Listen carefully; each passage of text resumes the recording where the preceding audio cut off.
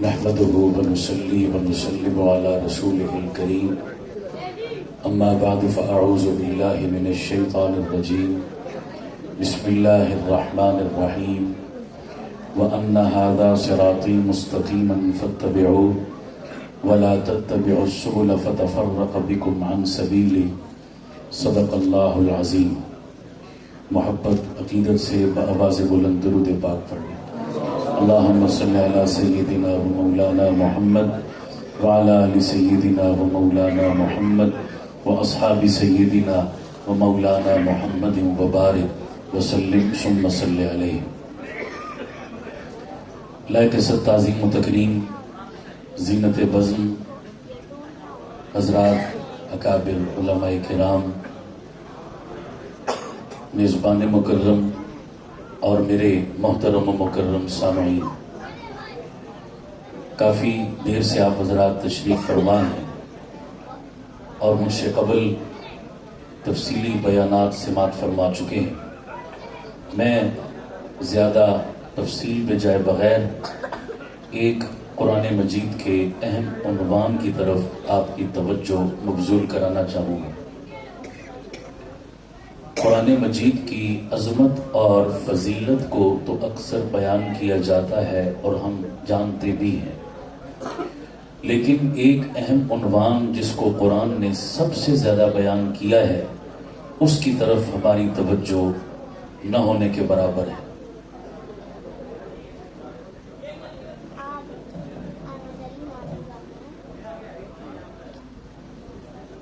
میں اسی عنوان کی طرف آپ کی توجہ مبذول کرا کے کچھ ضروری باتیں سمجھا کے اپنی بات مکمل کروں گا.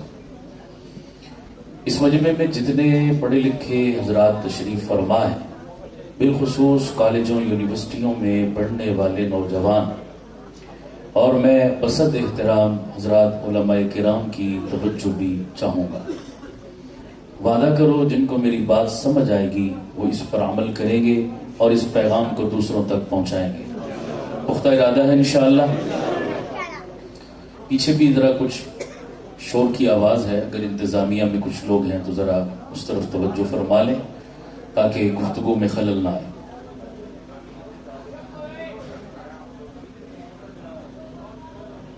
پروردگار نے ہمیں دو چیزوں کا مکلف بنایا کہ میرے بندو دو چیزیں ٹھیک ٹھیک لے آؤ، میں تمہارا بیڑا پار کر دوں گا. ایک کو عمل کہتے ہیں اور دوسری چیز کو عقیدہ کہتے ہیں. عمل کا درست ہونا بھی ضروری، عقیدے کا درست ہونا بھی، سارے بولو اور اونچی بولو، دونوں میں سے زیادہ ضروری چیز کون سی، عمل یا عقیدہ؟ تھوڑا بلند آواز سے. عمل کی کمی جس کی رہ گئی رب چاہے گا اگر معافی مل سکتی ہے، عقیدے کی کمی کبھی بھی معاف نہیں ہوگی. توجہ رکھیے گا. میں اسی پر بات آگے بڑھاتا ہوں کہ ہم جتنے بھی اعمال کرتے ہیں، اعمال کا تعلق اعضاء کے ساتھ، عقیدے کا تعلق دل کے ساتھ. اعمال کیے اعضاء استعمال ہوئے، نماز پڑھی اعضاء استعمال، روزہ رکھا اعضاء استعمال، حج کیا اعضاء استعمال، جہاد کیا اعضاء استعمال. اعمال کا تعلق اعضاء کے ساتھ، عقیدے کا تعلق دل کے ساتھ. اعضاء ظاہر ہیں یا چھپے ہوئے؟ اونچی بولو. دل کی چیز ظاہر ہے یا چھپی ہوئی؟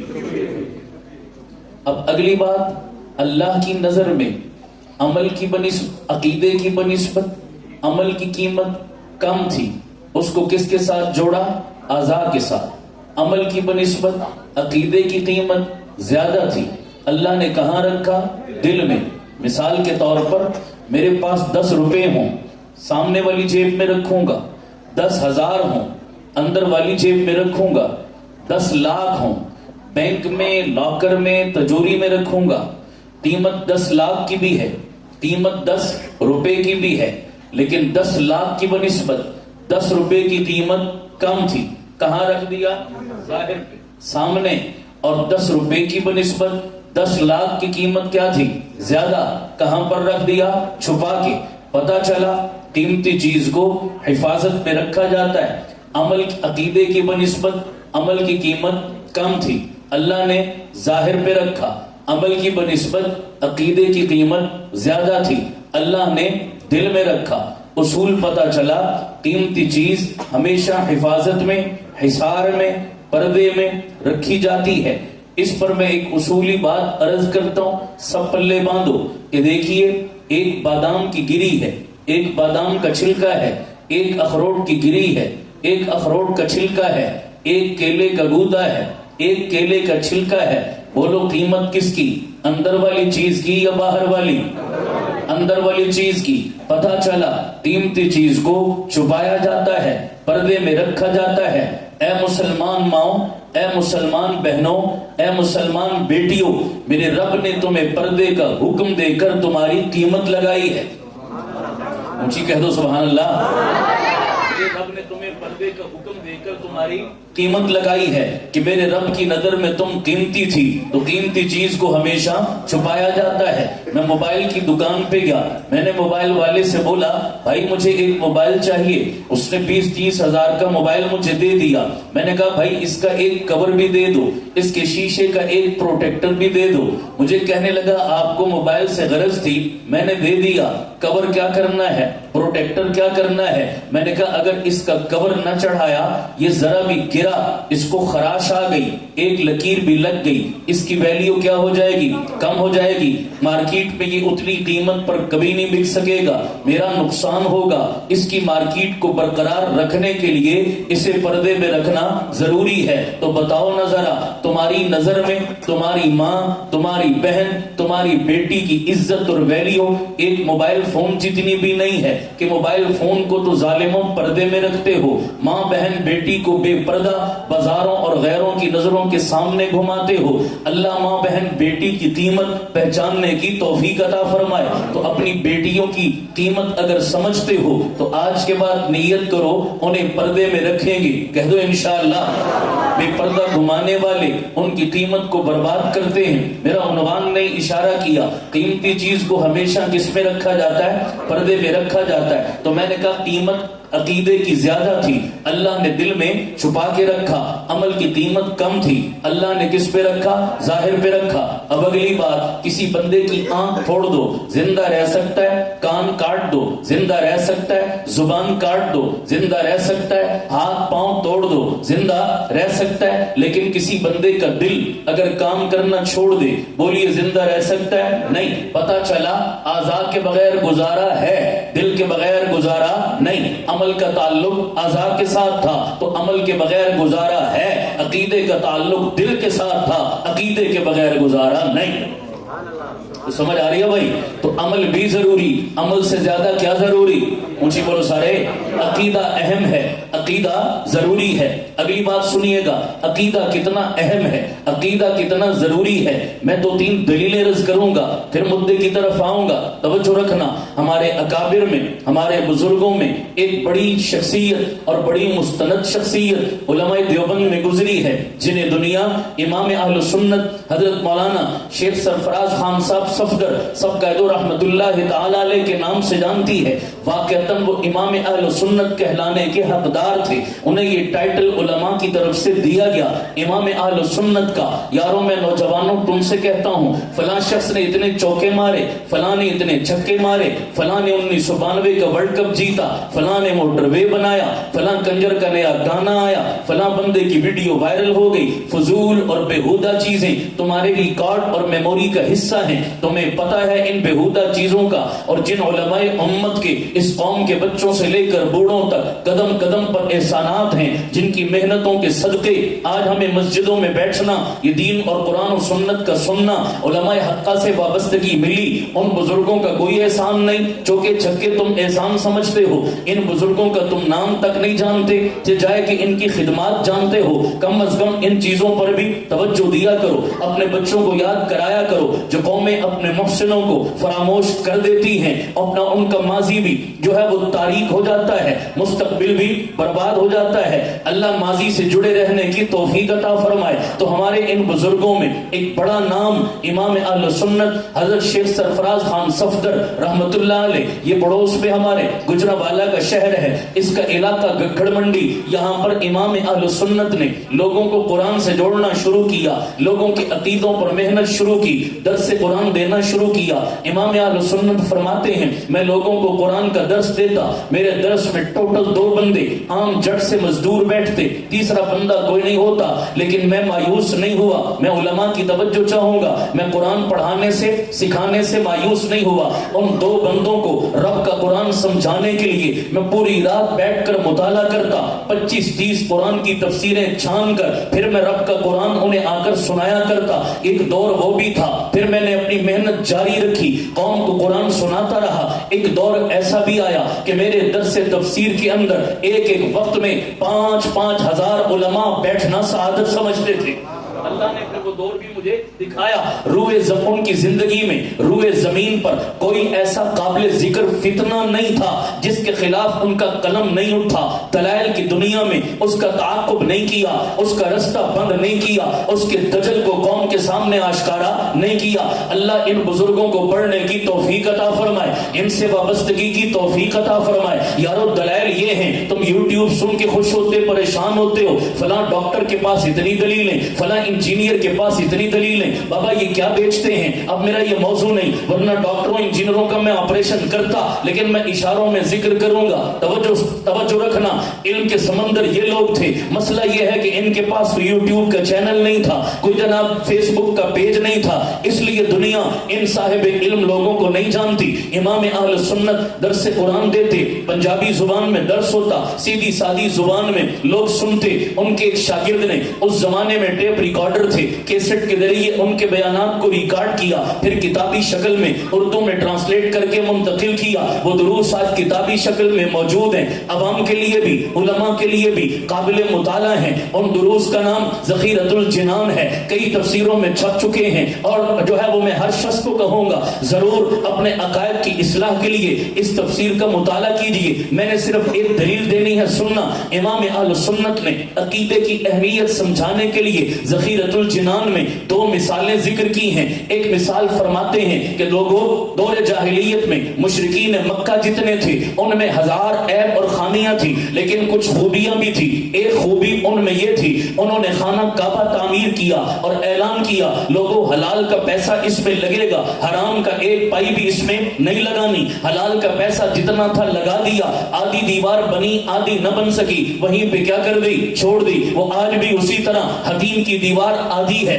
یہ بڑی کوالٹی تھی کہ حلال کا پیسہ ہے، حرام کا پیسہ اللہ کے گھر پہ نہیں لگانا۔ دوسرا کام کیا کیا؟ پوری دنیا سے جتنے حاجی آتے ان حاجیوں کو وہ مشرکین مکہ پانی پلاتے، کھانا کھلاتے، رہائش دیتے، ان کی خدمت کرتے۔ اللہ کے گھر کے مہمانوں کی خدمت کرنا یہ بہت بڑی کوالٹی تھی، یہ 2 خوبیاں تھی۔ ان خوبیوں کی وجہ سے انہیں ایک غلط فہمی لگی، وہ مشرکین مکہ مسلمانوں سے کہنے لگے بابا اگر تم نیکیاں کرتے ہو، تم اچھے کام کرتے ہو، یہ اچھے کام کر کے تم جنت جاؤ گے، اگر نیکیوں کی وجہ سے تم جنت جاؤ گے تو پیچھے ہم بھی نہیں رہنے والے۔ کیوں؟ ہمارے نام عمل میں بھی یہ حاجیوں کو پانی پلانا، یہ کھانا کھلانا، یہ بیت اللہ بنانا یہ کوئی چھوٹے کام تو نہیں ہے۔ اگر اچھے کاموں پہ جنت ملتی ہے تو ہم بھی جنتی ہیں، ہم بھی جنت جائیں گے۔ یہ غلط فہمی ان کو لگی۔ اللہ نے قرآن کی آیات نازل کی، اجعلتم سقایت الحاج وعمارت المسجد الحرام کمن آمن باللہ والیوم الآخر۔ اور مشرکو تم نے کیا سمجھ لیا؟ یہ حاجیوں کو پانی پلانا، یہ حاجیوں کو کھانا کھلانا، یہ کھانا کعبہ بنانا، یہ تمہارے عمل اس بندے کے برابر ہو سکتے ہیں جس نے کہا لا الہ الا اللہ۔ جملہ سمجھیے گا، تمہارے یہ ساری نیکیاں اس بندے کے برابر ہو سکتی ہیں جس نے کیا کہا؟ سارے بولو لا الہ الا اللہ۔ تمہارے عمل الگ ہیں، اس کا عقیدہ الگ ہے، تمہارے عمل تمہارے عمل ٹھیک عقیدہ برباد، ان کے عقیدے ٹھیک ہیں، تم دونوں برابر نہیں۔ دوسری مثال دی حدیث کی تمام کتابوں میں آپ سنتے ہیں علماء سے، میرے نبی نے فرمایا بنی اسرائیل کی ایک فاحشہ عورت ہے، جسم بیچتی ہے، زنا کرواتی ہے، لیکن تھی مسلمان، وقت کے نبی پر ایمان لائی تھی، عقیدہ ٹھیک تھا، عمل ٹھیک نہیں تھا۔ رستے میں جا رہی ہے، ایک کتے کو بلکتا دیکھا، سر سے دوپٹہ اتار کے رسی بنایا، پیروں سے جوتا اتار کے ڈول بنایا، کنویں میں لٹکایا، پانی بھرا، بلکتے کتے کو پلایا، کتے میں زندگی کی رمق دوڑی، کتا اپنی جگہ بھاگنے لگا، رب نے اس کے لیے جنت کا فیصلہ کر لیا۔ یہ دونوں واقع نقل کر کے امام اہل سنت نے کمال کا جملہ لکھا۔ امام اہل سنت فرماتے ہیں بندے کا عقیدہ برباد ہو، حاجیوں کو پانی پلا کر بھی جہنم جائے گا، بندے کا عقیدہ ٹھیک ہو، کتے کو پانی پلا کر بھی جنت کا وارث بنے گا۔ عقیدہ اصل ہے، بول عقیدہ، ارے بولو عقیدہ۔ اگلی بات سنیے گا، توجہ چاہوں گا میں آپ کی، عقیدے کا درست کرنا کتنا ضروری اور ہم نے اس سے کتنی بے توجہی برتی۔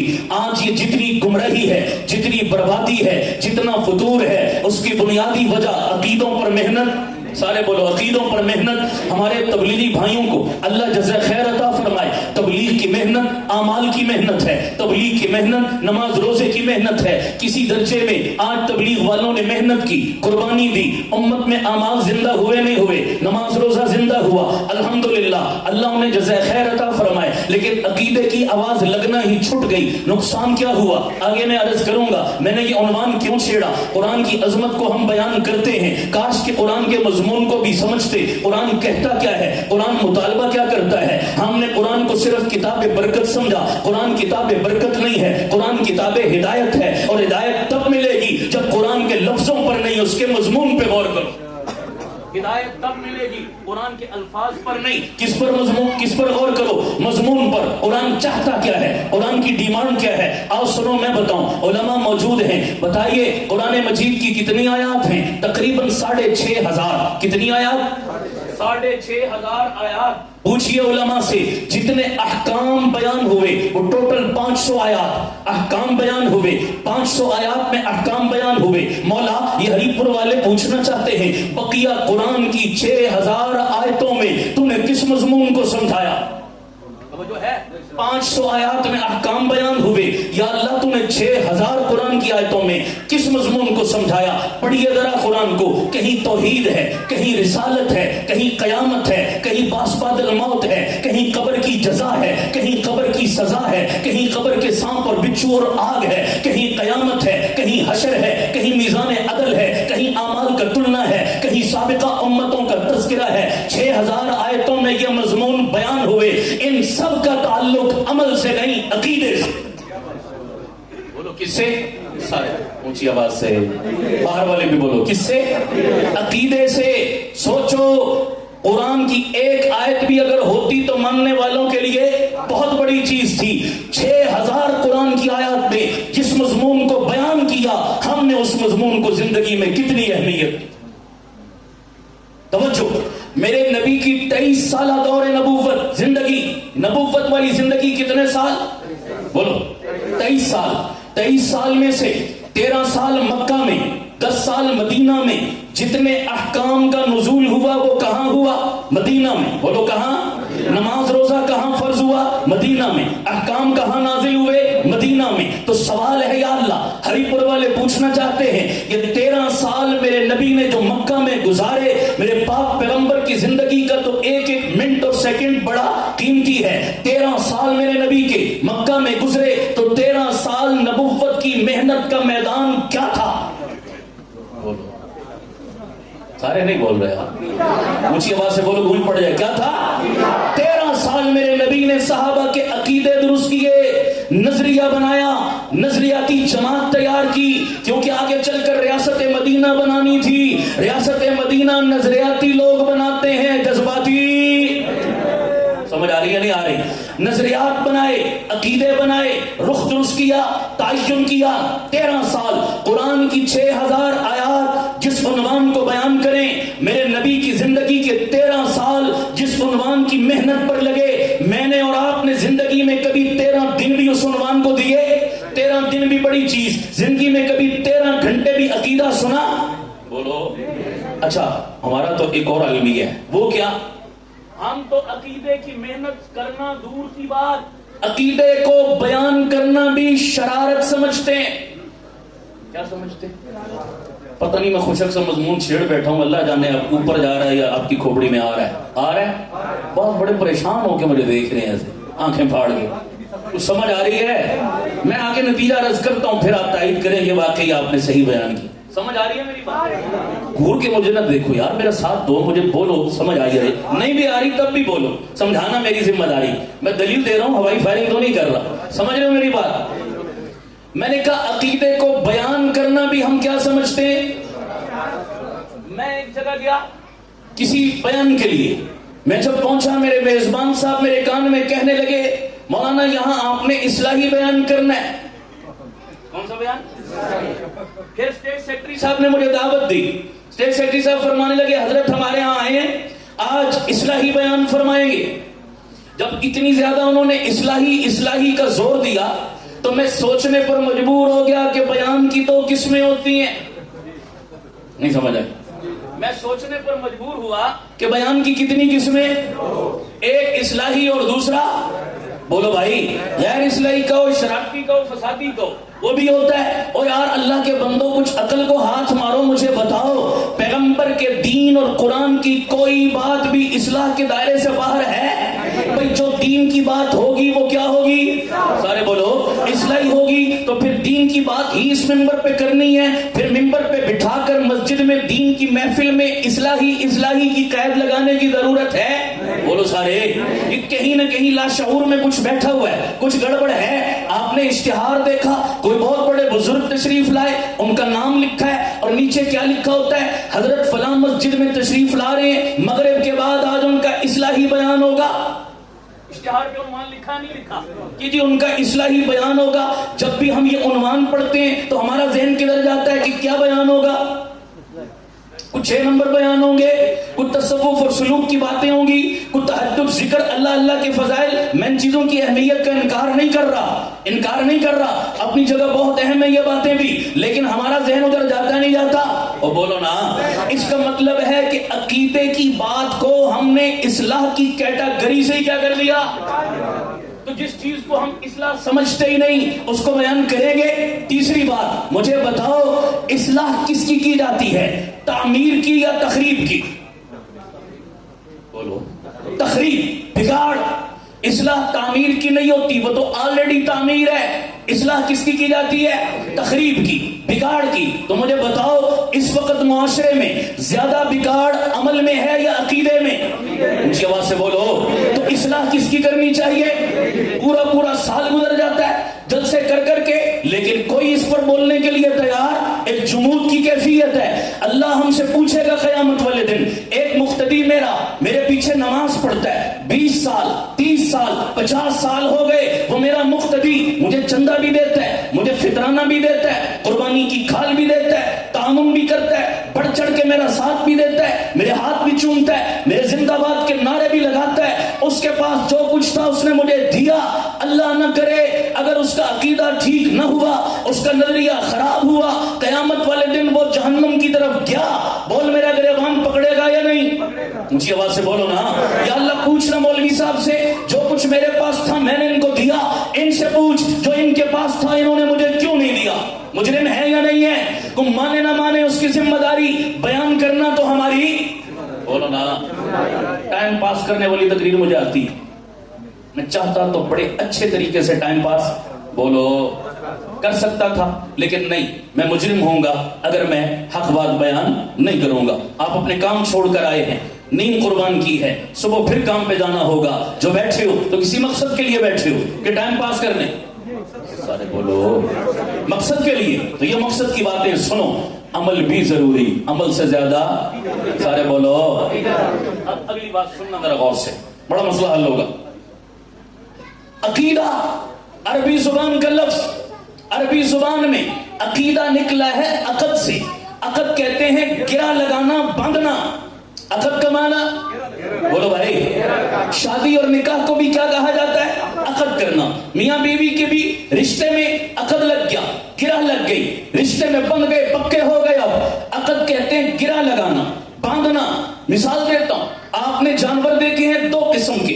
ایک وہ جانور جس کے گلے میں کوئی رسی نہیں, کوئی پٹا نہیں, کوئی جناب اس کے گلے میں قدغن نہیں, کوئی پابندی نہیں, کوئی گرہ نہیں. وہ کیا کرے گا؟ نمبر ایک, جدھر آئے گا منہ اٹھا کے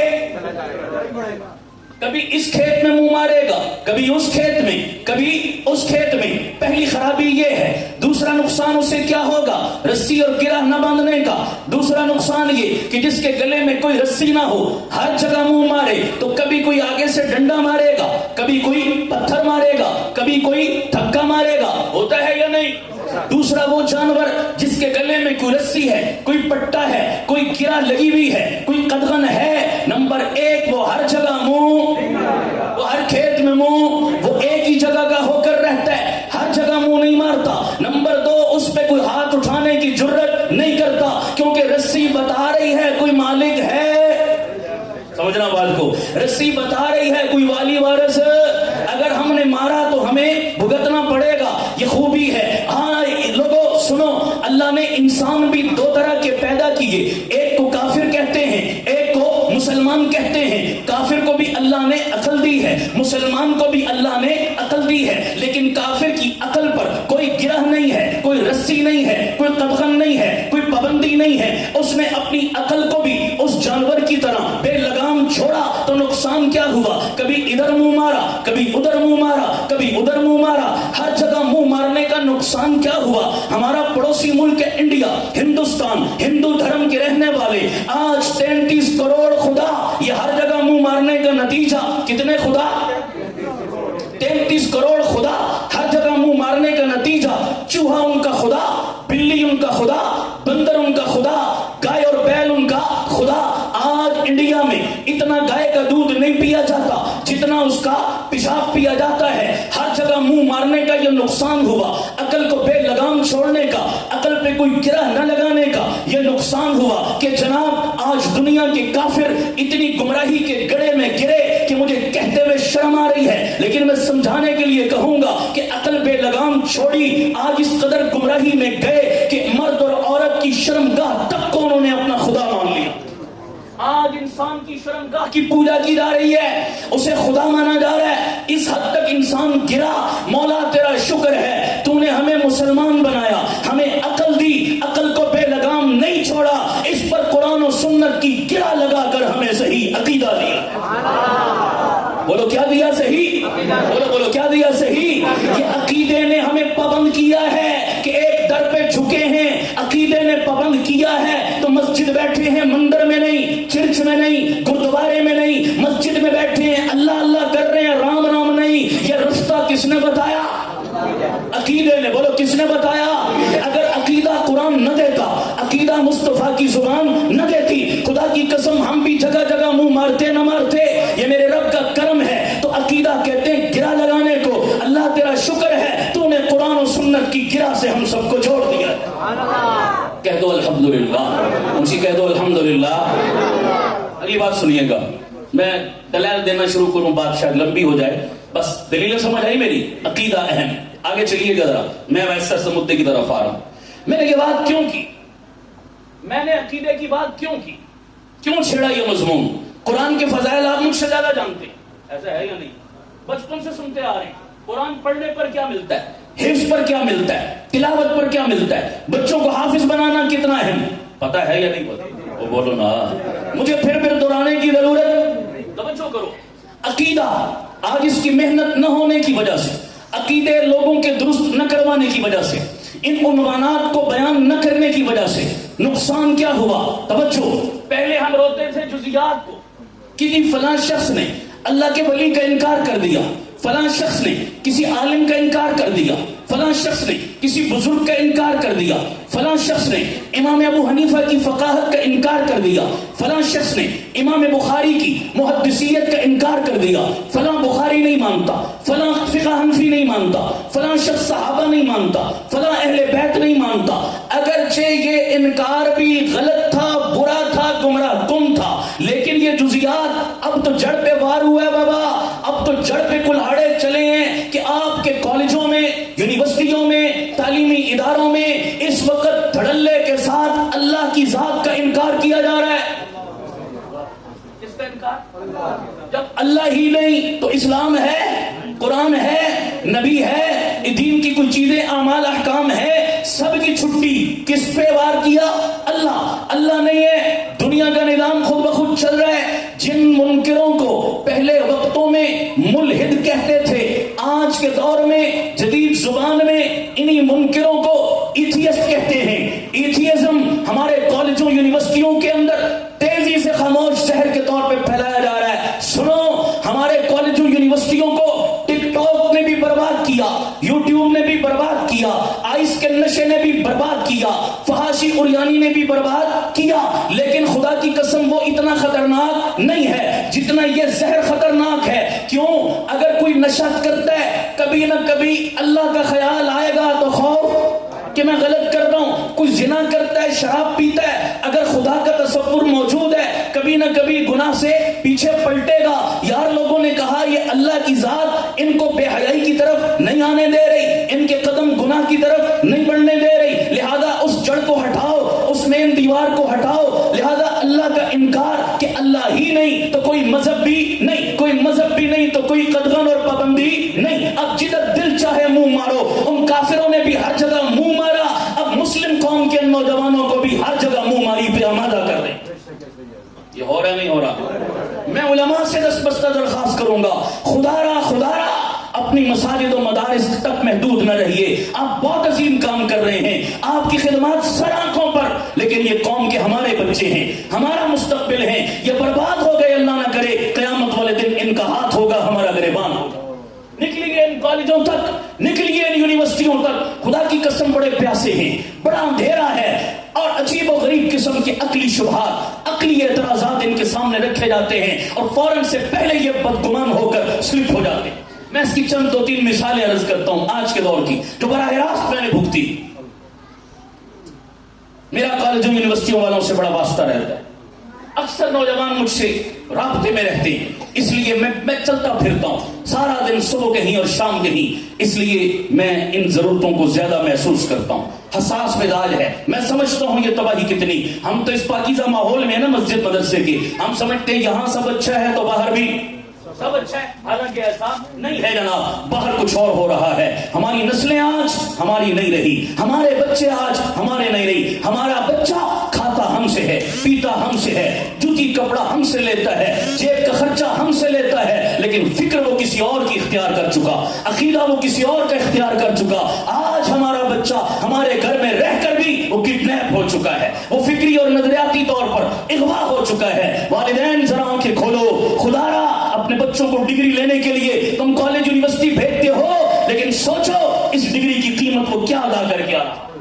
ایمان بیچ کے آ رہا ہے، عقیدہ بیچ کے آ رہا ہے، اپنے اسلاف کی محنت بیچ کے آ رہا ہے۔ بتاؤ ایسی ڈگری مل بھی گئی تو کس کام کی، جب وہ خدا کا نہ رہا، رسول کا نہ رہا، دین کا نہ رہا۔ خدا کی قسم لعنت بھیجو ایسی ڈگری پر۔ آپ کو ایسی تعلیم چاہیے؟ اونچی آواز سے بولو۔ آپ نے کبوتر کی طرح آنکھیں بند کی ہوئی ہے کہ بلی مجھے نہیں دیکھ رہی، کسی کو پرواہ نہیں ہے کہ کیا ہو رہا ہے، جاؤ قریب جا کے دیکھو تو آپ کی آنکھیں کھولے۔ ہمارے اٹک کا آخری ایک شہر ہے چھوٹا سا جنڈ، اس کے بعد KPK شروع ہو جاتا ہے۔ میں KPK سے اسی پروگرام سے واپس آ رہا تھا، مجھے جنڈ کے کچھ دوستوں نے رستے میں فون کیا، کہنے لگے جی آپ ہمارے علاقے سے گزر رہے ہیں تو تھوڑی دیر آپ ہمارے پاس رستے میں ٹھہریں، چائے پی لیں۔ میں نے ان کی دعوت قبول کر لی۔ جب میں چائے پینے کے لیے وہاں رکا تو وہاں تو بہت سارے لوگ انہوں نے اکٹھے کیے ہوئے تھے۔ وہ مجھے کہنے لگے کہ جی چائے تو ایک بہانہ تھا، اصل میں آپ کو ان سے ملوانا تھا۔ میں نے کہا بھائی مجھے کیوں ان سے ملوانا تھا، میں تو ان کو نہیں جانتا۔ کیوں؟ میں حیران، چھوٹا سا شہر ہے، دیہاتی سا شہر جنڈ، میں حیران رہ گیا۔ وہ دکاندار تھے، اکثر کہنے لگے جی یہ سارے مسلمان تھے، اس وقت سارے ایتھیسٹ بن چکے، اللہ کے منکر۔ میں سر پکڑ کے بیٹھ گیا، اللہ عام جٹ جٹ بندے، اللہ کا انکار۔ پوچھا کیوں بھائی اللہ کا انکار کیوں؟ تو ایک بندہ مجھے دھڑلے سے کہتا ہے، مجھے کہتا ہے جی میں اس اللہ کو نہیں مانتا جو ظالم ہے۔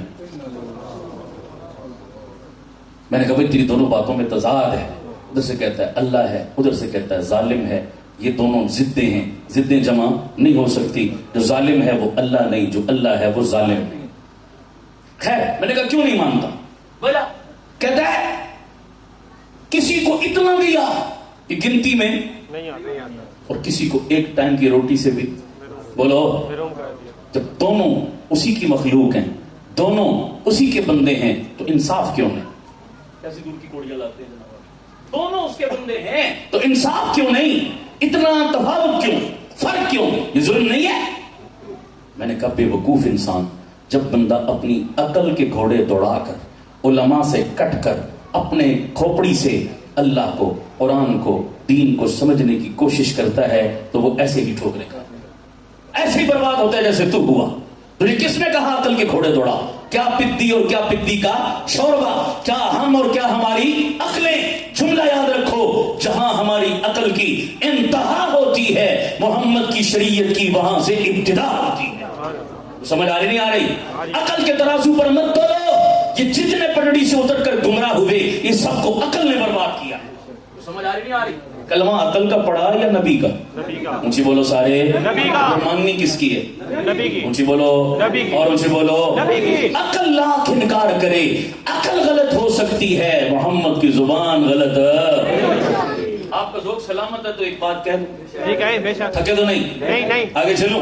جی. وہ باہر والے ذرا بنگلہ دیش والے بولو, مجھے نظر تو نہیں آ رہے لیکن بول دو یار. چلوں آگے, میری آواز تو آ رہی ہے آپ کو؟ آپ بھی تھوڑا سا میرے ساتھ بول دیجئے گا. توجہ سے بات آ گئی ہے تو میں ایک بات اور عرض کروں.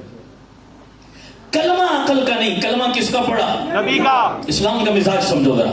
آپ نے واقعہ سنا علماء سے, رسول اللہ معراج کے سفر پر تشریف لے گئے, میرے نبی کا معجزہ تھا. عقل میں آتا ہے؟ نہیں. بولو یار. نہیں. اب تو چیختی ہے کہ یہ کیا کہا جا رہا ہے. سمجھ آ رہی نہیں آ رہی؟ حضور معراج کے سفر سے جب واپس تشریف لائے تو صحابہ جمع ہوئے.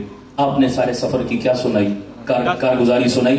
سارے صحابہ سن رہے ہیں, بیچ میں ابو جہل اینڈ کمپنی بھی بیٹھی ہوئی تھی. ابو جہل نے جب سنا دل میں خوش ہوا کہ ایک کوئی بات بھی میرے بھیجے میں نہیں آئی. بولو نا, میری عقل میں راتوں رات مکہ سے اٹھے, بیت المقدس, ساتوں آسمان, سدرۃ المنتہا, رب کی ملاقات, جنت دوزخ کی سیر, انبیاء کی امامت, اور اتنی جلدی واپس پہنچے کہ جس بستر کو چھوڑ کے اٹھے تھے وہ بستر ابھی تک میرے پاک پیغمبر کے جسم اطہر کی حرارت سے گرم تھا کہ میرے آقا واپس آ گئے. اب یہ دلیلیں میں اس پر نہیں دیتا, میرا عنوان نہیں ہے یہ, میں نے اگلی بات کرنی ہے, سننا. عقل نہیں مانتی. ابو جہل خوش ہو گیا, کہنے لگا یار چلو ایک پوائنٹ میرے ہاتھ, آ گیا. نبی کے خلاف پروپیگنڈا کرنے کا. دلیل سے تو بات کر نہیں سکا آج تک, باطل. ہمیشہ کس کا سہارا لیا؟ بولو بھائیو. عقل کا. پروپیگنڈا کروں گا. چنانچہ یہی لے کر سوچ وہ اٹھا, باہر نکلا. پہلے چوک چوراہے پر ابو جہل کی ابو بکر سے ملاقات ہو. سبحان اللہ. کہہ دو سبحان اللہ. سبحان اللہ. اب صدیق کے ماننے والوں ذرا صدیق کی مزاج کو سمجھو, توجہ کرنا. ابو جہل کہنے لگا ابو بکر تیرا کیا خیال ہے اگر کوئی شخص یہ دعویٰ کرے میں راتوں رات یہ انوکھا سفر کر کے اتنی جلدی واپس پہنچا, کیا تیری عقل مانے گی؟ قربان صدیق کے ایمان پر, قربان صدیق کے قلب سلیم پر, قربان صدیق کی عقل و خرد پر کیا ایمان کا لیول اور جذبہ تھا. صدیق کہنے لگا ڈیٹیل بعد میں, تفصیل بعد میں, دعویٰ کس نے کیا, کہا کس نے ہے؟ کہا تیرے یار محمد نے یہ دعویٰ کیا ہے. ابو بکر کہنے لگا اس رب کی قسم جس کے قبضہ قدرت میں مجھ صدیق کی جان ہے, صدیق کو اپنی ذات پر اتنا یقین نہیں جتنا محمد کی بات پر یقین ہے. اب اگلے جملے سنو جو میں کہنے لگا ہوں. میرے نبی نے یہ دعویٰ کیا, اس سے بڑھ کر بھی اگر کوئی بات کہتے خدا کی قسم میں سب سے پہلے مانتا. کوئی عام کہتا تو میں سوچتا اس زبان پہ شک شبے کی گنجائش نہیں ہے. صدیق کے اس جواب سے اصول سمجھ آیا. صدیق کے ماننے والوں یہ اصول پلے باندھو, جو پیغمبر کی ٹھکرا کر عقل کی مانے ابو جہل کا بیٹا, اور جو عقل کی ٹھکرا کر محمد کی مانے وہ صدیق کا بیٹا. سبحان اللہ. نعرہ لانا ہے تو گچا جدہ لاؤ, نہیں نعرے تکبیر. نعرے تکبیر. توجہ سمجھ آ رہی ہے؟ عقل کا کلمہ بولو بھائی, کس کا کلمہ؟ نبی کا. عقل کے گھوڑے بیچ میں نہیں دوڑا. جی عقل نہیں مانتی. میں نے کہا عقل سے یوں چلو گے تو گمراہ. میں نے کہا بابا اللہ نے کسی کو اتنا دیا کسی کو تھوڑا دیا, یہ ظلم نہیں انصاف ہے. کہنے لگے کس طرح؟ میں نے کہا دیکھو اللہ قرآن میں کہتا ہے نحن قسمنا بینہم معیشتہم فی الحیات الدنیا، یہ روزی روٹی پیسے کی تقسیم ہم نے اپنے ہاتھ میں رکھی، کسی بندے کو نہیں دی۔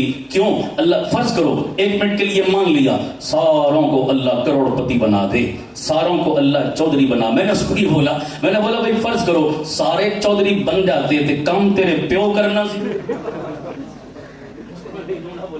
کام تیرے پیو کرنا ہے، یہ کون مزدوریاں کرے گا، یہ کون ہمارے ناز رکھنے اٹھائے گا؟ بھئی سارے فیکٹری کے مالک بن جائیں فیکٹری چل سکتی ہے؟ بولو، کسی کو امیر بنایا، کسی کو غریب بنایا، غریب کو امیر کا محتاج بنایا، امیر کو غریب کا محتاج بنایا۔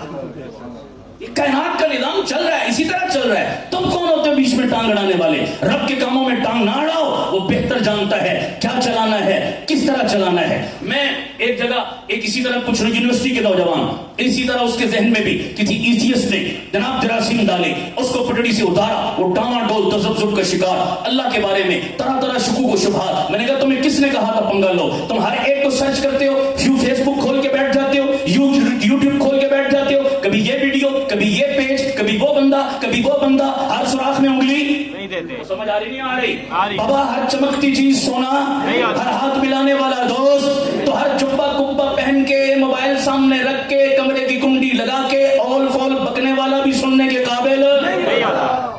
ہر جگہ تم نے منہ اٹھا کے سننا شروع کر دیا تو ذہن ہے کہ کچرا کنڈی ہے، جو کچرا اس میں بھرا ہوا ہے جناب، کبھی اس پہ اعتراض، کبھی اس پہ اعتراض، کبھی اس پہ اعتراض۔ سمجھ آ رہی نہیں آ رہی؟ اور بابا پہلے اپنا عقیدہ تو سیدھا کرو، اپنا نظریہ۔ جس کو اپنے باپ کا پتہ نہ ہو میرا باپ کون ہے، وہ باہر نکل کے کبھی ایک کو بولے گا ابو، کبھی دوسرے کو بولے گا ابو، کبھی تیسرے کو بولے گا ابو، اس لیے کہ اپنے ابے کا پتہ ہی نہیں۔ جس کو اپنے ابے کا کنفرم پتہ ہو وہ ہر کسی کو ابو ابو۔ ہاں ہمیں اپنی بنیاد کا نہیں پتا، عقیدے کا نہیں پتا، مسلک و مشرب کا نہیں پتا، اپنی بیس اور بیک گراؤنڈ کا نہیں پتا، تو اس کو سنا یہ بھی سچا، اس کو سنا یہ بھی ٹھیک، اس کو سنا وہ بھی ٹھیک۔ یہ کیا تماشا ہے، یہ کیا طریقہ ہے؟ اللہ ہمیں سمجھ عطا فرمائے۔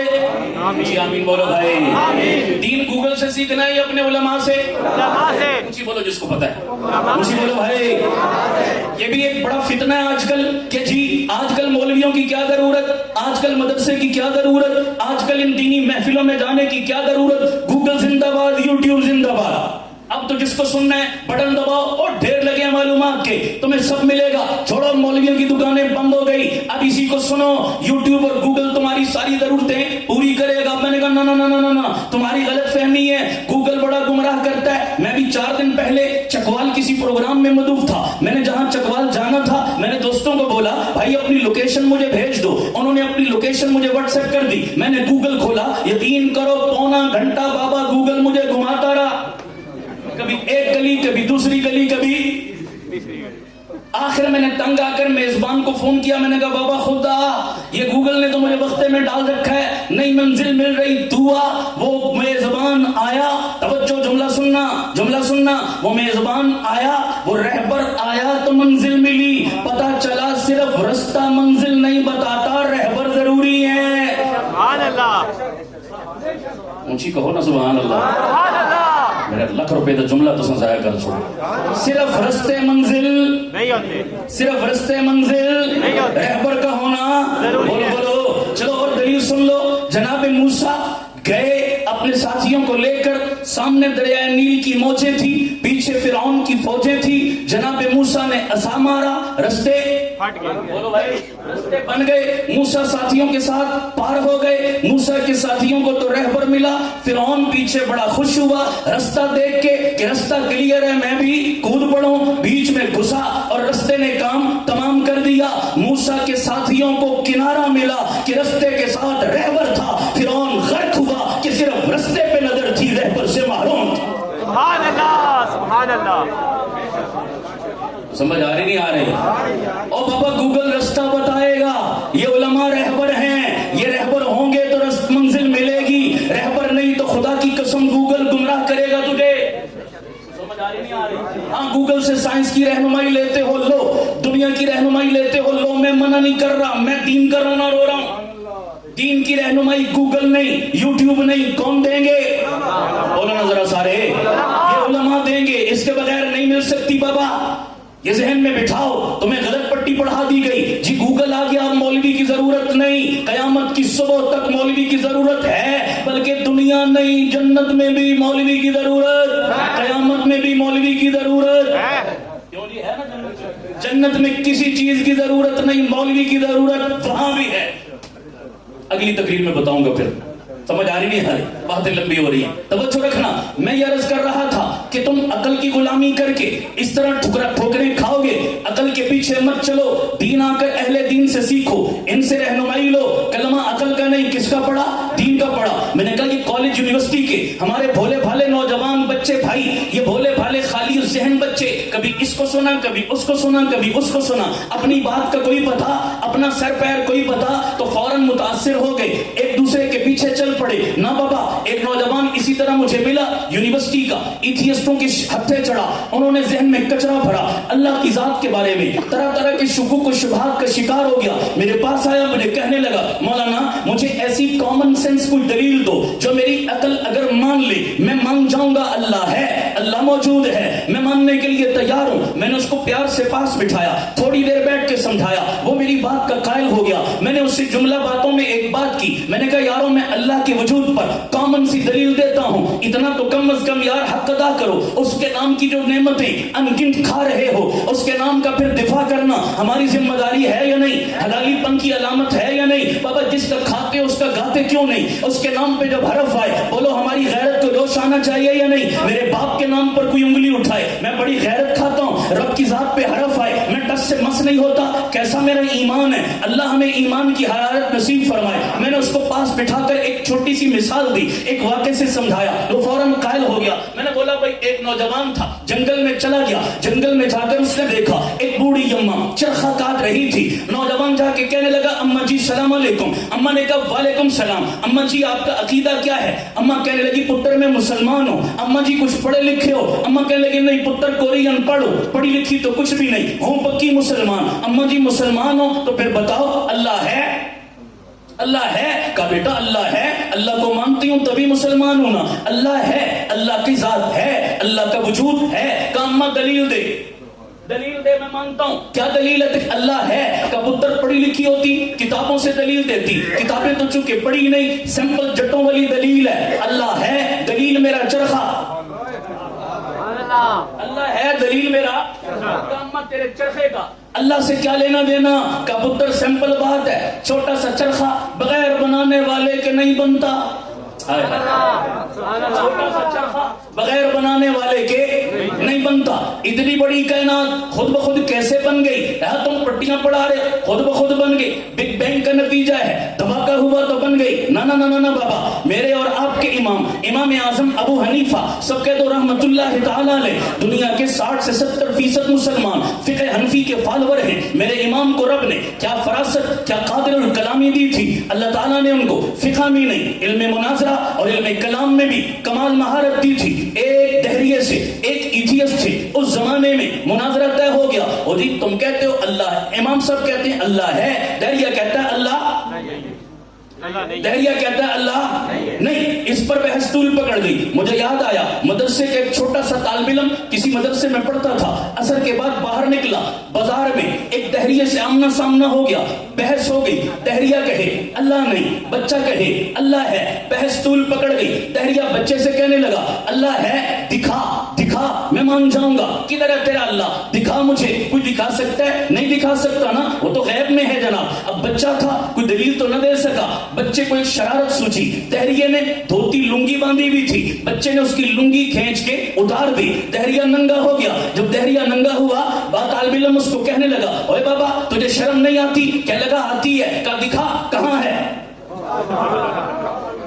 کہا دکھا کہاں ہے تیری شرم؟ اس نے کہا آتی ہے پر دکھا، بولو نا نہیں سکتا۔ بابا اصول کیا ہے؟ اصول یہ ہے کہ جو چیز نظر نہ آئے ضروری نہیں کہ اس کا وجود بھی نہ ہو۔ بے شمار چیزیں ہمیں نظر نہیں آتی پر مانتے ہیں۔ بولو آپ کو بھی شرم آتی ہے نہیں آتی؟ کبھی دیکھی حیا آتی ہے یا نہیں آتی؟ کبھی دیکھی عقل سب میں ہے، کبھی دیکھی صحت سب میں ہے، صحت کا الگ سے کوئی خارجی وجود دیکھا؟ بھائی ساری کائنات میں انسان زندہ کب رہتا ہے؟ جب اس میں روح ہو، روح نکل جائے بندہ ڈیڈ باڈی ہے۔ روح کائنات کی بہت بڑی حقیقت ہے، کبھی دیکھی کسی نے؟ بولو روح نہیں دیکھی मानते हो, शर्म नहीं देखी मानते हो, मेरा रब नहीं देखा क्यों इनकार करते हो? जरूरी नहीं जो चीज देखी नहीं उसका वजूद भी ना हो। बाबा कैसी बात है, इमाम साहब से दहरिये की बहस हो गई, मुनाजरा कर लो जी, अल्लाह नहीं है, टाइम और जगह तय हो गई, फलानी जगह आना मुनाजरे में तय हो जाएगा, अल्लाह है या नहीं। अगले दिन उस टाइम पे दहरिया भी पहुंचा, पब्लिक भी पहुंची, हमारे इमाम न पहुंच सके, दहरिया तालियां बजाने लगा और डर गए, दौड़ गए, नहीं आ सके जनाब। आते सच्चे होते, इमाम साहब काफी देर के बाद पहुंचे, दहरिये ने कहा भाई साहब ये कौन सा तरीका, टाइम क्या था और आए किस टाइम हो? इमाम साहब फरमाने लगे प्रॉब्लम हो गई थी इसलिए लेट हो गया। पूछा कौन सी प्रॉब्लम? कहा जिस रास्ते से मैंने गुजर के आना था बीच में एक नदी और दरिया था, दरिया पार करने के कोई जरिया नहीं था, मैं उधर खड़ा इंतजार करता रहा, मैंने देखा दूसरे किनारे से एक दरख्त खुद ब खुद कटा, खुद ब खुद फट्टे बने, खुद ब खुद जुड़े, खुद ब खुद कश्ती बनी, वो खुद ब खुद चल कर आई, उसने मुझे बिठाया, फिर खुद ब खुद चल के दूसरे किनारे पहुंची, मुझे वहां उतारा, इस खुद ब खुद में इतनी देर लग गई। वो कहने लगा किस बेवकूफ से मेरा मुनाजरा तुमने रखा, भला ऐसे हो सकता है कि ये सारा काम खुद ब खुद हो जाए? कैसी बात करते हो, नहीं मुमकिन है, कश्ती बगैर बनाने वाले के नहीं बनती। मेरे इमाम ने कहा मेरे से बड़ा बेवकूफ तो तू है, जब कश्ती बगैर बनाने वाले के नहीं बन सकती, कायनात बगैर बनाने वाले के कैसे बन सकती? पुत्र मेरा चरखा दलील है कि अल्लाह है, चलम्मा मान लिया अल्लाह है, कितने तेरे अल्लाह? 2 हैं, 3 हैं, 4 हैं, 5 हैं, 10 हैं, कितने तेरे अल्लाह? का ना ना ना पुत्र एक ही है मेरा अल्लाह, एक से ज्यादा कोई नहीं। का अम्मा अल्लाह के एक होने पर क्या दलील? का पुत्र मेरा चरखा, फिर मेरा चरखा, का अम्मा फिर चरखा बीच में कैसे आ गया? अल्लाह के एक होने पर चरखा कैसे दलील? सुनना बड़ी दिलचस्प दलील है। अम्मा कहने लगी पुत्र 40 साल से चरखा चला रही हूँ, कभी खराब नहीं हुआ। पुत्र पूछना क्यों नहीं खराब हुआ? बच्चे ने पूछा अम्मा क्यों नहीं खराब हुआ? का पुत्र एक हाथ में जो है, हाय हाय हाय, एक हाथ में जो है इसलिए कभी खराब नहीं हुआ। ये चरखा का खराब न होना इसकी दलील एक हाथ में है। ये सारी कायनात का निजाम अरबों खरबों साल से चल रहा है। सूरज वक्त पे निकलता है, वक्त पे ढलता है, चांद वक्त पे निकलता है, वक्त पे गुरूब होता है, बारिशें हवाएं वक्त पे चलती हैं और बहार और खिजां वक्त पे आती है। ये सारी कायनात का निजाम अरबों खरबों साल से एक्यूरेट निजाम के तहत चल रहा है। ये दलील है कि चलाने वाला इसको भी एक है। समझ आ रही नहीं आ रही? मैंने कहा मुझे बता मेरे प्यारे, 5 मरले का घर हो, उसमें रहने वाले 5 बंदे हों और उसको चलाने वाले चौधरी 2 बन जाएं, चौधरी 2 बन जाएं, खड़पैंच 2 बन जाएं, 5 मरले का वो घर चल सकता है? वो बोलो ना यार। बाबा उसूल है, घर में बंदे कई होते हैं, सरबराह एक होता है, दफ्तर में मुलाजिम कई होते हैं, बॉस एक होता है, स्कूल में टीचर कई होते हैं, प्रिंसिपल एक होता है, मदरसे में मुअल्लिम कई होते हैं, मुहतमिम एक होता है, मुल्क में रियाया कई होती है, सरबराह एक होता है, कायनात में मखलूक बेशुमार है, सबको पालने और चलाने वाला खालिक भी एक है। अकल भी कहती है कि अल्लाह एक ही होना चाहिए या नहीं? बोलो भाई, एक से ज्यादा हो तो कायनात का निजाम चल सकता है? बोलो सारे। प्यार से समझाया, वो कायल हो गया। मेरा कहने का मकसद ये, आज ये दावतें, ये बयानात, ये सोचें, ये फिक्रें, ये महफिलें खत्म हुई, नतीजा आज ये निकला कि एक एक चीज छुड़वाते छुड़वाते अब अल्लाह की जात भी छुड़वाई जा रही।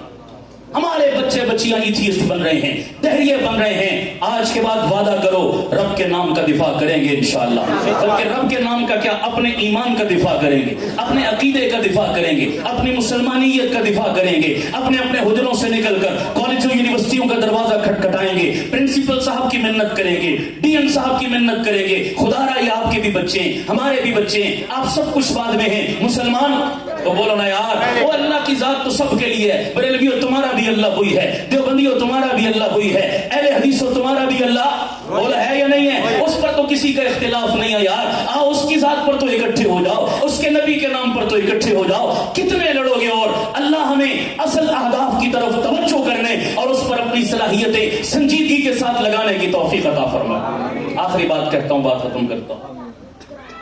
अगर अब तक मेरी तकरीर किसी बंदे को समझ नहीं भी आई, अब जो कहने लगा हूं समझ भी आएगी, काम भी आएगी। 100 सुनार की और 1 लोहार की। हूं मैं तुम्हें लोहार वाली देन लगा, याद रख बोलते नहीं इंशाअल्लाह। बस हो गई है? नहीं, चलो उधार कर देता हूं। आखिरी बारी तो नहीं आया। شاہ صاحب کہہ رہے ہیں میں 3 کلومیٹر کا سفر کر کے ان کی محبت اللہ خوش رکھے. آخری سنو اور بڑے مسئلے حل کرے گا یہ اصول جو دینے لگ بڑے مسئلے حل کرے گا. میں پورے دعوے سے کہہ رہا ہوں اس کو پلے باندھ کے جاؤ سارے اور دوسروں کو بھی بتانا ہے انشاءاللہ. فتنوں کے اس دور میں یہ اصول آپ کا ایمان بچائے گا انشاءاللہ. بر صغیر میں انگریز آیا تھا تاجر بن کر اور یہاں کا چودھری بن بیٹھا. ایسا ہے ایسا ہی ہے. بدماشی کرنا شروع کر دی. جب اس کو پر نکلے نا تو اپنی اوقات انگریز نے دکھائی. کیا اوقات دکھائی؟ اس نے طاقت قوت زور زبردستی دھونس دھاندلی لالچ کسی نہ کسی ذریعے سے لوگوں کو مرتد کر کے عیسائی بنانا. اس مشن کے لیے توجہ اس نے یورپ سے ایک اپنا نامی گرامی پادری بلوایا جو صرف پادری نہیں تھا ان کا بڑا پریچر مبلغ اور مناظر بھی تھا. مناظر بندے سے ہر بندہ بات نہیں کرتا کیونکہ وہ باتوں میں پھنسانے کا فن جانتا ہے تو وہ عیسائیوں کا مناظر پی فنڈر اس کا نام پادری فنڈر تاریخی کتابوں میں اس کا ذکر ملتا ہے. یورپ سے اس کو امپورٹ کروایا ہندوستان میں اس کو بولا کہ بھائی تو ایک ادارہ ایک اکیڈمی قائم کر. کیا قائم کر؟ اس میں اپنے جیسے اور بھی فراڈیے پوری ٹیم تیار کر. 3 سال کم از کم اس نے لگائے اس اکیڈمی میں اور اپنے جیسے بہروپی مناظر شاطر جھوٹے مکار قسم کے لوگوں کی ایک پوری کھیپ 3 سال لگا کر اس نے تیار کی. اور میں تو اکثر کہتے رہتا ہوں یار یہ فتنے اکثر اکیڈمیوں ہی سے نکلتے ہیں. یہ فتنے اکیڈمیوں سے پتہ نہیں تو سمجھ آئیے یا سمجھ گیا سمجھ آئیے سمجھ گیا. میں تشریح اگلی دفعہ انشاءاللہ. توجہ 3 سال میں اس نے کھیپ تیار کی اپنے جیسے شاطر لوگ. جب ہو گئے نا تیار نکل پڑے گلیوں محلوں میں. سیدھے سادے مسلمان نہ عقیدے کا پتہ نہ الف بے کا پتہ بس ماں کی گود میں کلمہ مل گیا اللہ اللہ خیر صلی اللہ پتہ شدہ کک نہیں ہے. تو سیدھے سادے جاہل بندے کو قابو کرنا بولنا یار کنفیوز کر کے اسے پھنسانا آسان ہے. ہم اگر میں مثال دیتا ہوں یہاں سے ہم باہر نکلے کوئی عیسائی مل جائے کوئی ہندو مل جائے کوئی سکھ مل جائے اور ہم پر اسلام پر ہمارے ساتھ کوئی بحث کرے کوئی سوال و جواب ہم کر سکتے بولو نا یار 5 منٹ بھی فیس کر سکتے کوئی دفاع کر سکتے اپنے پر لگنے والے. کیسے مسلمان ہیں یارو؟ پی ٹی آئی پر کوئی اعتراض کرے خدا کی قسم عمران خان کے جیالے 2 گھنٹے بحث کرتے. نواز شریف پہ کوئی انگلی اٹھائے اس کے جیالے 6 گھنٹے بحث کرتے ہیں. کہاں کس حد تک نہیں جاتے اتنی معلومات اور اپنے ایمان کا کوئی پتہ نہیں اپنے خدا رسول کا کوئی پتہ نہیں اپنے قرآن کا کوئی پتہ نہیں. قیامت میں عمران خان بچائے گا تجھے؟ نواز شریف تیری بخشش کروائے گا؟ کس کام کے پیچھے تجھے لگایا ہوا ہے؟ اللہ ہمیں ایمانی غیرت عطا فرمائے. پارٹیوں پہ غیرت کھانے والوں سیاست پہ غیرت کھانے والوں اپنے قوم قبیلے پہ غیرت کھانے والوں اللہ تمہیں ایمان کے لیے غیرت کھانے کی توفیق عطا فرمائے. کچھ آمین کہہ دو سارے. لڑنا ہے تو اسلام کے لیے لڑو. دفاع کرنا ہے تو رب کے قرآن کا کرو. بحث کرنی ہے تو نبی کی ختم نبوت کے لیے کرو. کن فضول چیزوں میں الجھے ہوئے ہو؟ اس طرف ہماری کوئی دلچسپی نہیں الف بے نہیں پتا. خیر ایک مسجد کے امام صاحب نے اپنے مقتدیوں کو یہ لوہار والی سکھائی ہوئی تھی جو میں آپ کو بتانے لگا. اللہ ان علماء کو خوش رکھے. یہی بچاتے ہیں نا ہمارا ایمان. یہی ہے چوکیدار خدا کی قسم. یہ نہ ہوتے تو آج کیا حال ہوتا ہمارا. ایک مولوی صاحب نے اپنے مقتدیوں کو سمجھایا او بھائیو فتنوں کا دور ہے. ایک ادھر سے تمہیں اچکے گا دوسرا ادھر سے گھسیٹے گا تیسرا ادھر سے پکڑے گا. خود بحث نہیں کرنی. جملہ سنو. کوئی بندہ آپ کے عقیدے پر آپ کے مسلک پر آپ کے اکابر پر آپ کی کتابوں پر آپ کے اسلام پر آپ کے قرآن پر آپ کے بزرگوں پر کوئی بندہ اعتراض کرے گلی محلے سے لے کر یوٹیوب تک آپ نے اس سے بحث نہیں کرنی. بولو سارے آپ نے اس سے الجھنا کیونکہ آپ کو پتا نہیں آپ الجھیں گے وہ پھنسائے گا. جب پھنسائے گا تو آپ کا اپنے عقیدے سے ایمان ڈاؤن ہو جائے گا. نہیں آپ اس کے پیچھے چل پڑے متاثر. آپ نے کیا کرنا ہے اس کا ہاتھ پکڑ کے چپ کر کے کہاں امام کے بولو نا یار آسان کام ہے یا نہیں؟ کوئی لڑائی جھگڑا ہے؟ کوئی لڑائی جھگڑا نہیں. اپنے مولانا کے پاس لے آؤ حضرت جی آپ عالم ہیں ہم عالم آپ نے دین پڑھا ہے ہم نے دین. یہ بندہ اعتراض کر رہا ہے اس کا جواب دیجیے. صحیح ہے یا غلط؟ صحیح ہے. آسان کام. ان بندوں نے بھی یہ بات پلے باندھی بھی تھی. ایک جگہ وہ بیٹھے ہوئے کچھ مسلمان وہ ایک آیا پادری ان کا اس نے دیکھا میرا شکار بیٹھا ہے پہنچ گیا. اب ان کو جا کر کہنے لگا بھائی تم کون؟ انہوں نے کہا جی ہم مسلمان. کہا تمہارا قرآن پہ ایمان ہے؟ انہوں نے کہا جی بالکل ہمارا قرآن پہ ایمان ہے. قرآن سچی کتاب اللہ کی لا رہی کتاب. انہوں نے کہا میں ابھی 2 منٹ میں ثابت کر کے دیتا ہوں تمہارا قرآن جھوٹا ہے. میں ابھی ثابت کروں گا. انہوں نے کہا جی وہ کیسے؟ اب دیکھو کیسے تگڑے تگڑے سوال تلاش کر کے لاتے ہیں. انہوں نے کہا جی تمہارا اللہ قرآن میں کہتا ہے ان اللہ علی کل شیء قدیر اللہ ہر چیز پر قادر ہے. بالکل ہمارا ایمان ہے اللہ ہر چیز پر قادر ہے. انہوں نے کہا پھر مجھے بتاؤ تمہارا خدا دوسرا خدا پیدا کرنے پر قادر ہے یا قادر؟ اگر تم کہتے ہو تمہارا خدا دوسرا خدا پیدا کرنے پر قادر ہے تو پھر خدا ایک نہ رہا کتنے ہو گئے؟ توحید کیا کہتی ہے کہ خدا اگر خدا دو ہو گئے تو تمہاری توحید بھی. اور اگر تم کہتے ہو کہ تمہارا خدا دوسرا خدا پیدا کرنے پر قادر نہیں ہے. تو اس کا مطلب ہے وہ اللہ کل شیء قدیر.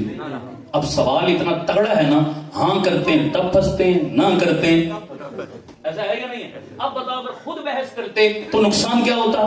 پھنس جاتے تو کیا ہوتا؟ آیت پر ایمان ڈاماڈول کہ اللہ نے یہ کیا کہہ دیا قرآن میں, یہ کیسی بات کر دی. سمجھ آ رہی نہیں آ رہی؟ لوگ ہے نا قرآن اپنے آپ پر شک نہیں کرتے, اپنے علم پر شک, کس پر شک شروع کر دیتے؟ قرآن پر, حدیث پر, دین کی باتوں پر. بھائی اپنی کھوپڑی کا علاج کراؤ, اپنے جہالت کا علاج نہیں. یہ کیا کہہ دیا؟ انہوں نے اس کا ہاتھ پکڑا اور سیدھے کہاں لے آئے؟ حضرت جی اس بندے نے پریشان کیا ہوا ہے, اس سے ذرا نمٹے آپ. مولانا نے پوچھا بھائی صاحب کیا مسئلہ ہے؟ انہوں نے کہا جی میرا سمپل سوال ہے, ان اللہ علی کل شیء قدیر, اللہ ہر چیز پر قادر ہے, تو بتاؤ دوسرا خدا پیدا کرنے پر قادر ہے یا قادر؟ اگر قادر ہے تو توحید گئی, قادر نہیں تو آیت گئی. مولانا کہنے لگے بھائی یہ تو سمپل سی بات ہے, تو اہم خواہ مخواہ لوگوں کو الجھا رہا ہے. میں کہا جی جواب دو نا, سمپل ہے تو جواب دو. مولانا کہنے لگے تیری شادی ہوئی ہے؟ کہنے لگے جی ہوئی ہے. کہا تیرے کتنے بچے؟ اس نے کہا میرے 5 بچے. کہا مولانا نے کہا تیرے گھر چھٹا بچہ بھی ہو سکتا ہے؟ جی ہو سکتا ہے. 7واں؟ جی ہو سکتا ہے. 8واں بچہ؟ جی ہو سکتا ہے. مولانا کہنے لگے تیرے گھر تیرا پیو بھی جم سکتا ہے؟ تیرے گھر تیرا باپ بھی پیدا ہو سکتا ہے؟ انہوں نے کہا مولانا عقل کو ہاتھ مارو, کیا بیوقوف والی بات کر رہے ہو؟ میرے گھر میرا باپ, میرے گھر میرا باپ کیسے ہو سکتا ہے؟